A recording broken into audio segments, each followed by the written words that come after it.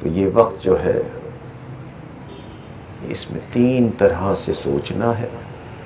ایک اللہ کی قدرت میں سوچنا ہے کہ اللہ نے اپنی طاقت دکھائی ہے، یہ جو ہم اللہ کی نشانیوں کی طرف غور نہیں کرتے، اللہ نے ہمیں دکھا کے دکھایا۔ اور دوسرا یہ سوچنا ہے کہ جی موت سر پہ ہے تو تیاری جلدی جلدی کر لوں۔ اور تیسرا یہ سوچنا ہے کہ یہ آئی کیوں ہے وبا، یہ ہمارے گناہوں کی وجہ سے آئی ہے۔ کرنا کیا ہے؟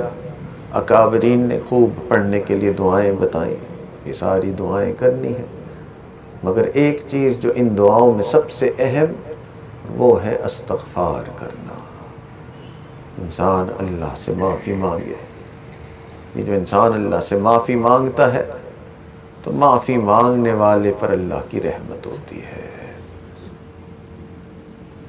اور کئی مرتبہ اس معافی مانگنے میں ہم سوچتے ہیں کہ اچھا معافی تو وہ مانگے نا جو نمازیں نہیں پڑھ رہا ہے، اور معافی وہ مانگے جو بے پردگی بہت کرتا ہے۔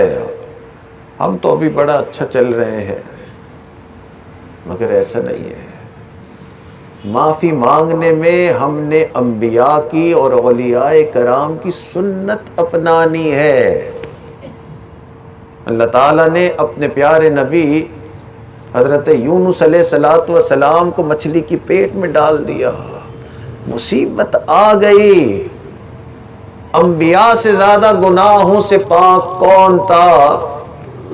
مگر آپ نے اللہ سے کہا لا الہ الا انت سبحانک انی کنت من الظالمین۔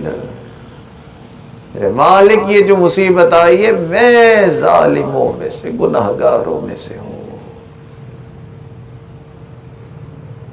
یہ مشکل آئی ہے، دوسروں کی طرف نہ دیکھیں کہ دوسرے اچھی طرح سے توبہ کریں۔